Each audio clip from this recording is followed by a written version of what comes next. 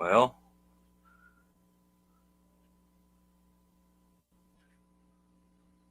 hey everybody, welcome to Undergroundopolis. It's Wednesday night. Of course, that's what we're doing.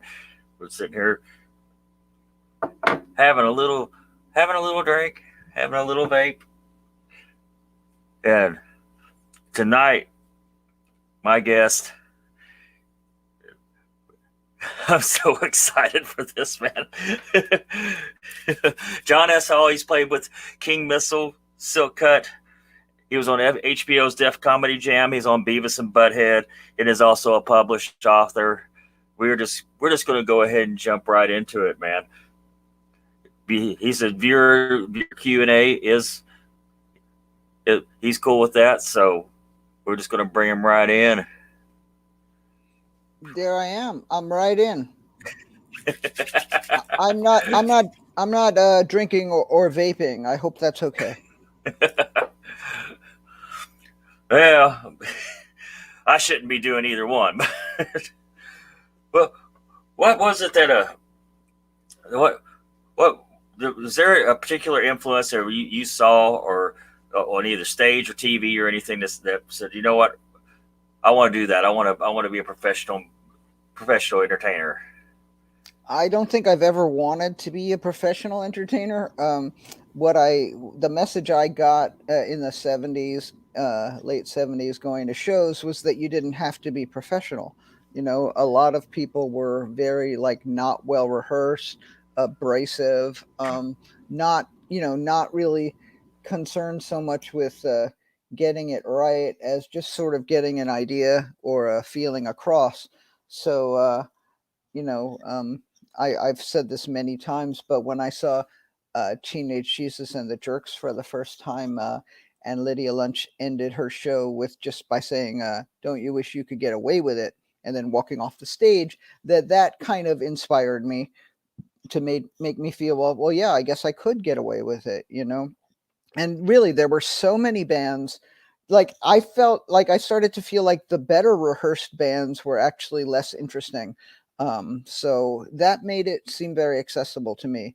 And I still, in my most recent performance a couple weeks ago at the temple in Salem, I felt the Satanic Temple in Salem. I felt like again, like I wanted to be a certain level of rehearsed, but not too rehearsed. And I achieved that. A lot of mistakes. You can go to the temple's website and see just how many mistakes I made. Probably more than probably more than one per piece, and I did like 50 pieces, so a lot of mistakes. Well, how would you describe the music you create? Oh, I wouldn't do that.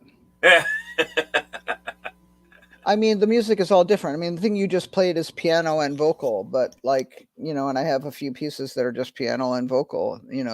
Lately I've been writing my own music on ukulele. I've worked with electric groups and I've worked with acoustic groups. The music is very, it varies from record to record. So if you like a particular kind of music, you should probably stay away from me. It's really like like the people I work with take my lyrics and try to find music that works for it, that works for them and works for the lyrics. And that can end up being any kind of thing from like folk rock acousticy kind of things, or jazzy kind of things, or hard rock kind of things, um, or I don't know what else. I did one record with like violin and cello mostly, and that sounded the way that sounded. So it all depends. I wanted to say, like when I was watching the videos, the visuals for like what you did with the, it was interesting. It was fun for me to remember those shows. And you in fact had a poster for the last King Missile show so far, which was in May of 2019, and Dog Bowl performed with us. Did an opening act and then also performed on stage with us. So I hope that's not the last King Missile show, but it was a great show. And if it was the last, we went out with a real bang. That was a really good show. You don't think it'd be the last one, do you? I don't think so, but who knows? Yeah. Yeah, I mean, I do a lot of things with a lot of acts, and um, I like working with King Missile, but I like working with all the things I work with. Oh yeah, it's fun. Like I could never remember all the lyrics that you put in the I songs. can't remember them either. I mean, I remember Jesus, but I do a lot with just the paper. Like again at that temple show, I had I read almost everything. Even the songs I was like, I had to keep like looking over at the podium where the lyrics were. So I'm not very good at memorizing. Yeah. I used to be when I smoked pot and stuff. But I'm just That kidding. helped. Yeah, yeah. I don't think that helped me very much. I used to remember now. Now I can't remember song lyrics. Yeah, Do I you can have? remember song lyrics, just not my own. Well, since nobody's heard my music, it's easy. If I forget something, I'll just make something up. Yeah, well, that's a good thing about having new stuff that nobody's heard is like I can barely remember it, and people don't know if I'm messing it up. But What do you have? Could you narrow down a particular favorite concert that you played? Got a story um, on that? I don't know if I do. Interestingly, my biggest the biggest song that Missile had was Detachable, but the biggest show that Missile did was before Detachable came out. It was the WHF festival, and we did that in 90 or 91 before the Happy Hour record came out. I think it was 91, the summer of 91. So we performed in front of, I think, 10,000 people, and that's our biggest crowd. Um, and then we've done some festivals since then, but never a crowd that big. So it is strange that our biggest crowd was was before our biggest song came out. Um, I could attribute that to a manager that was not able to capitalize on the success that we had with Detachable. It was a number one song in Australia. We never went to Australia. I finally went to New Zealand 4 years ago, where it was also a number one song. But this is making me sound bitter. I'm not bitter at all. I didn't think you sounded better. I do wish. That we had taken some more advantage at the time of what was happening with us. But we had a good run in the early '90s. So Yeah. happy to have done it. Yep. Other good shows. I mean, then the opposite is with King Missile the Third. I think the show was in Austria, and there were only 4 people that showed up, and I referred to it as an audience. The singular version of audience. Although there was more than one person, but there wasn't many more than one person. I think that was Austria, or yeah, I think so. I can't remember. Have you gotten the tour of the world or most of it? No, Or? no, I've played New Zealand and several countries in Europe and Canada and the States. That's it. That's a So, lot. uh, yeah, I guess so. I mean, but never Australia. And what else is there? We did get to go to Hawaii, but that's still America. Yeah. Um, Japan, we never went to. A lot of bands go to Japan. We did not. Well, Japan, American rock's big there, man. It's like, but Yes. did you have sales over there in Japan? No, no, that's probably why we didn't go. Yeah. Although we had sales in Australia, we didn't go there. I do sound bitter. No, I'm you not don't. bitter. I'm really not. I No, mean, you it's don't. You fine. don't sound bitter, man. We're just having a conversation. Uh, The label on the bottom of my cup is still on there. I just noticed that. I've had this cup for quite some time, but never taken the label off. do you? Oh, I've lost my place. Can't see with my glasses on or without. Hmm. Well, talking about detachable, Yeah. that wasn't about Bobbit, was it? No, Bob, it happened after he Yeah, that died. happened afterwards. And it's always assumed that it was I'm talking. not. I'm not that. I'm not that prescient. It doesn't sound like it's about Bobbit No, anyway. no, it doesn't. But at the time, it seemed like people thought it was. And it was like this was out before then. But by the time maybe because by the time I think the actual first song I heard wasn't Detachable Wait, do you Penis. think maybe Lorena Bobbitt heard the song and that gave her the idea? Oh, maybe. That never occurred to me until just now. There was a thing I remember when it was found and reattached. There was a little, somebody had Xeroxed copies of the article describing like how it was found and reattached. Um, and but underneath the Xerox, they had written, "Next time we'll bury it," because John Bobbitt was not a good guy. So No. no. Um, well, oh, first song of mine you heard? Martin Scorsese. Well, that was from the same record. So But Jesus precedes that, though, the one you just played. That's an earlier song. is it? Yeah, I think so. You got a story behind it? Not an interesting one, but I was in Canada doing some performances. It was something called the U.S. What it was, the New York Toronto Cultural Exchange. So some Torontonians came here. We went to Toronto, and there was a woman named Marin Cadell, um, and she had this piece about the Pope coming to. I guess the Pope came to Toronto or something, and it just made me, it got me thinking about my relationship to Christianity and Jesus, and it just kind of spilled out of me. I think I wrote it in Toronto, and I think we were just finishing up the Mystical record at that time, uh, and I wanted to add it onto the record. I think that's what happened. I don't think. I think we had recorded most of the record, and then when I came back, I was like, "Let's do this one too." Um, so it was kind of thrown on at the last minute. I think. I think that's correct. But again, like I said, not a very interesting story. I thought it was. Well, It was interesting that time that there was a janitor in.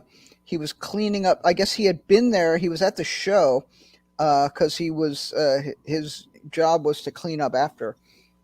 It turned out that he had been a preacher before he was a janitor, but he had lost his congregation. But he was very upset by that piece, and he tried to perform an exorcism on me after the show. He was and that was kind of strange. I felt kind of bad for him. He thought, that I really needed to be saved and that there was a devil inside of me. Um, and maybe he was right because, last year I did join the Satanic Temple, I became a member. Um, I don't really practice anything that they do, but I do contribute to their monthly newsletter every month. So there's that. And had I been exorcised successfully, maybe that would never have happened. I did wonder how. I was like, how do you get a gig at the Satanic Temple? That did cross my mind when I watched that video. Apparently, they're always looking for acts. So if anyone thinks they want to perform, they should go to the website and see what their parameters are. I don't really know what their parameters are. I mean, they knew who I was, so they asked Right. me. Uh, do you prefer the studio or the stage? I That's so interesting. That's a very interesting question. I used to prefer the studio. I liked the control. And I liked, trying to come up with some sort of definitive because it's reversed. I can't figure out how to make it straight. Okay, that's kind of straight. The hat. Because yeah, I liked the idea of like getting it, close to right, and having the time to put in to get the pieces, as I want them. Um, but as I've become, I think, a more controlled performer. Not that I'm controlled, but I'm more controlled than I used to be. Um, I've enjoyed the stage a lot. I like the immediacy. I like actually interacting with the people in the audience, um, and having to perform, in unison with other musicians. Is all of that is exciting, electrifying, and uh, I feel a lot, more alive when I'm on stage. Sometimes, usually, most of the time. Um, so, uh, so I like performing a lot more than I used to. I always liked it, but yeah, I like it more than I used to. I haven't recorded in a while. Also, that may be part of it. If I had just finished recording something, I might have said, "Yeah, I like recording more," because it'd be more recently in my mind. But hopefully going to do some recording later in the year. This year. Yeah, later this year. I That mean, was going to be one of my questions. Can we expect a new album? I don't know. I don't know. We'll make some recordings, and if we like them, we'll put them out one way or the other. Getting labels is a pain in the ass. I mean, it always has been. I mean, it never. I mean, there were times when, a couple of times when, that just sort of fell into my lap, and so I never learned how to actually get a label. Um, so I don't know how I would get a label. Uh, so probably I'll put it out on Bandcamp and whatever else. Yeah, You it's know, it's easy now to just do everything yourself. It's easier than it's ever been to do everything yourself. yeah, It yeah, really is. yeah. So I have two records on Bandcamp now. I mean, well, a bunch of recordings with Silk Cut at Bandcamp, and then Unusual Squirrel has one record on Bandcamp, and I'd like to do another record with them. I'd like to do a record with my male sexual submission concept band called Sensation Play. I'd like to make a record of that.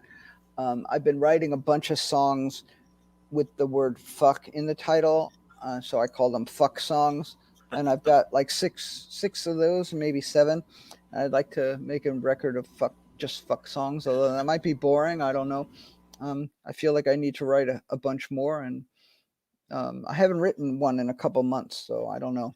I don't know if I'll think of any more. Um, and um, and and I have a new group called the New Trout, and I'd like to make a record with them too. They're just you know, and who knows, maybe another King Missile record as well.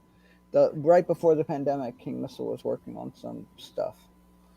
King Missile is the only group I'm in now that doesn't have a woman in it, and that really bothers me. I don't like working with all male bands. I really don't like it, and so that's part of my hesitancy.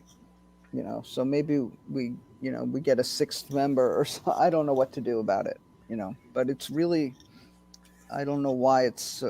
Well, I do know why. I think I don't know, but yeah, I don't like that. There's no women in King Missile.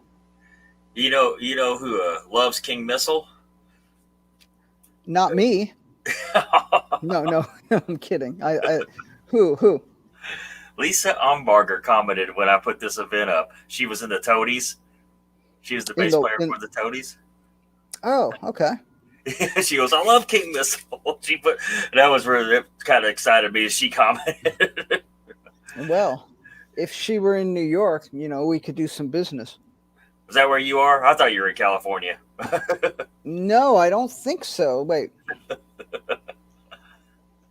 Yeah, well, you can't see out the window, but that is New York. That's why I kept on saying Easter time. If I'd known that I would be like just our time. Oh, well, I don't know. A lot of people say Eastern time, say the time zone anyway, just so that people know. So that there's no question. Right, well, I Yeah, do. well, I haven't been in California in a few years. I like it. I like going out there performing. Um, have a bunch of friends in Los Angeles, and the last real record I made was with two Californians. You had a picture of me with them, Azalea Snail and Dan. Dan West, we have this act called You, Me, and This Fucking Guy, and we made a record called Garden Variety Fuckers, and that came out last year.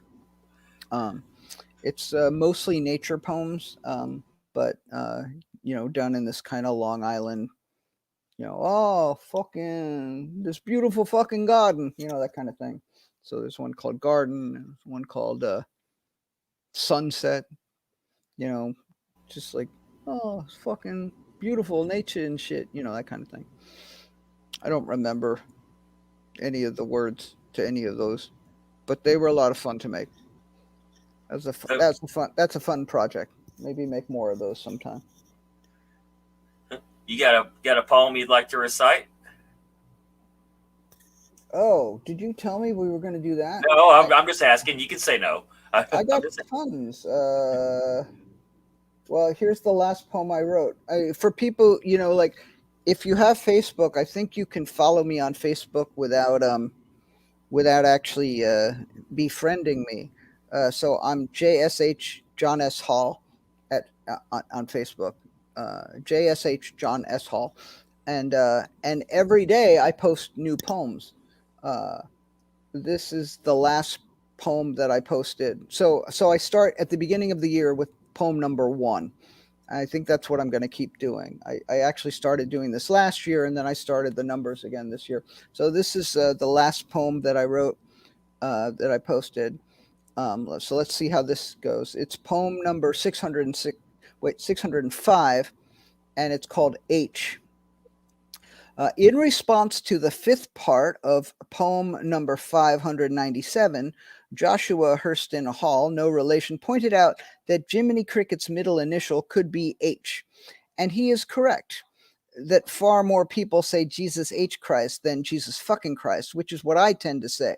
This led me to look up the origins of Jesus H. Christ, not the person, the name, or curse. The person, of course, originated from Mary and God knows who else. The name or curse is another matter entirely. The first known instance of Jesus H. Christ occurred in the 1880s, but I have so far found the explanations as to what the H stands for either conclusive or unconvincing or both. Breaking one of my rules regarding self-censorship, I will close by concluding that perhaps no one knows what the H stands for. Maybe I should have read 597 first so that would have made more sense, or 598, whatever poem that is. But it was like I was writing a poem about how people have these. I could read that one too, or I could wait a little bit. That's actually a better poem. It's called Substitutions in 5 Parts. Do we have time for that too? yeah. I mean, it's in 5 parts, but each part is short, I think. Okay. Poem number 597. Substitutions in 5 parts. Part 1. A lot of people will censor themselves. There are even substitute words or phrases like Jiminy Cricket, which people say instead of Jesus Christ, which, by the way, makes it weird that there's a Disney character with that name. And there's Dag Nabbit for God damn it. I once knew a woman who would say sugar instead of shit. There's a fucking shitload of these euphemisms, these substitutions, these ways of saying the thing you want to say instead of just saying the thing you want to say. I get it, sort of, but not really. I mean, just fucking say it or don't. Part 2. Louis C.K., who I wish would just apologize like a normal human being instead of attempting to cultivate a whole new audience of fucking assholes, instead of winning back the people who loved him by just showing a little fucking contrition. Louis C.K. rightfully railed against the use of the term the N-word. He said that it permits the user to refer to a fucked up term and put the idea in the listener's head without bearing the responsibility of actually using the fucked up term, which I thought was a good point. Louis C.K. was fucking brilliant until suddenly he became a fucking idiot. Part 3. A lot of people say freaking or effing instead of fucking. It would be funny if I was in bed with someone and I said, F me, baby, F me, F yeah, or do you like how I'm effing you? Or even, oh, sugar, F me, just like that. That would be so stupid. I probably would never, ever do that, but it would be funny. Now watch. The next time I'm having sex with someone, all I'll be hearing is that kind of shit the whole fucking time. Part 4. While I'd rather hear I'm going to fucking come than I'm going to freaking come, I'd still rather hear I'm going to freaking come than nothing at all. Part 5. I think that Jiminy Cricket's middle initial must be F. That's the end of that poem. It was kind of long, but it was fun. That was fun, wasn't it? Kinda, a little. Oh You're still yeah, muted. Yeah. I know. I just realized that. Oh, you had me reeled in though, man. All right. So All you're right. So wait. So if there are no questions after that, then there must be nobody actually watching this. If anybody's watching this, just why don't you ask me about my shirt? It's got this like rather cool like design on the inside. I don't know. Can you see that? yeah. I like the collar. It's got this kind of like, I can't show you the design without getting closer than I want to, but it's from Paul Frederick. They were having a sale, but they're not paying me for that. Now maybe they'll give me a free shirt. Maybe. I'll be like, I just read this poem where I said fuck like 17 times and then I mentioned your name. So give me a free shirt. Maybe they will.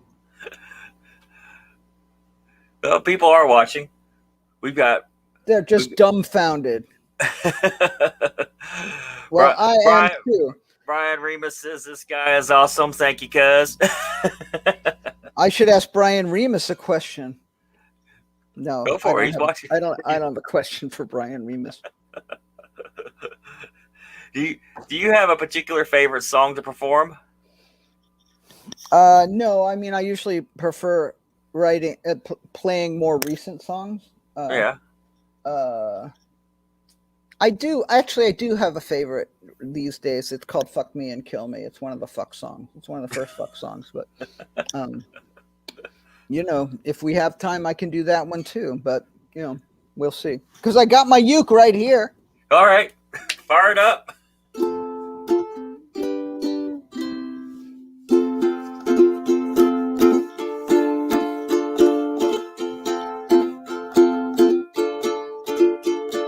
Sometime my will to live is not that strong. Sometime I don't see the point of going on. Sometime I think I don't want to live too long. Sometime I look at you and I'm already gone. Can't we do like the praying mantises do? Fuck me and kill me as I come inside of you. Can't we do like the praying mantises do? Fuck me and kill me as I come inside of you. Sometimes I look at you and I already know.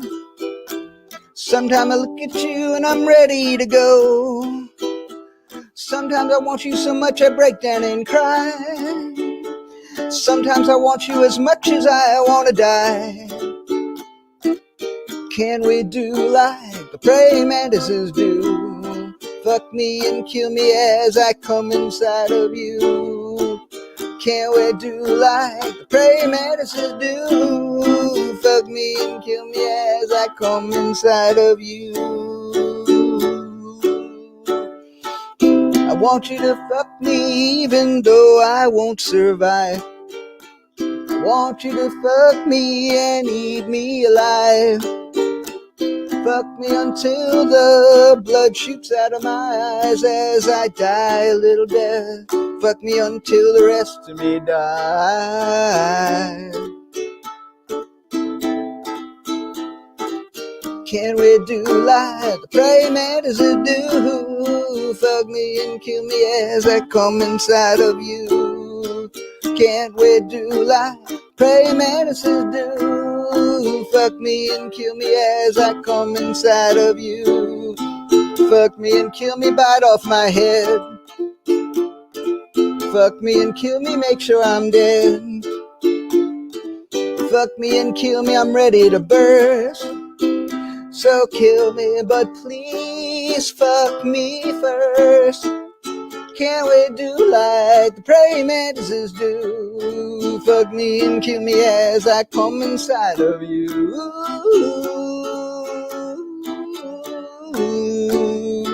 Fuck me and kill me as I come inside, come inside, come.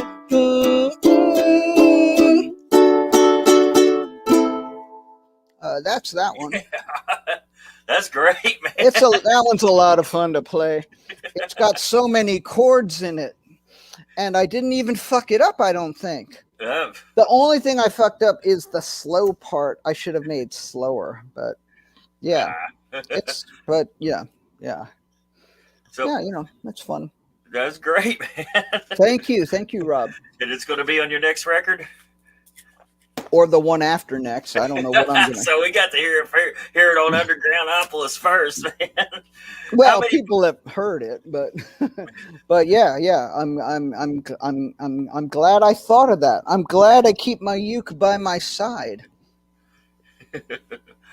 Yeah. How many books do you have out? Two.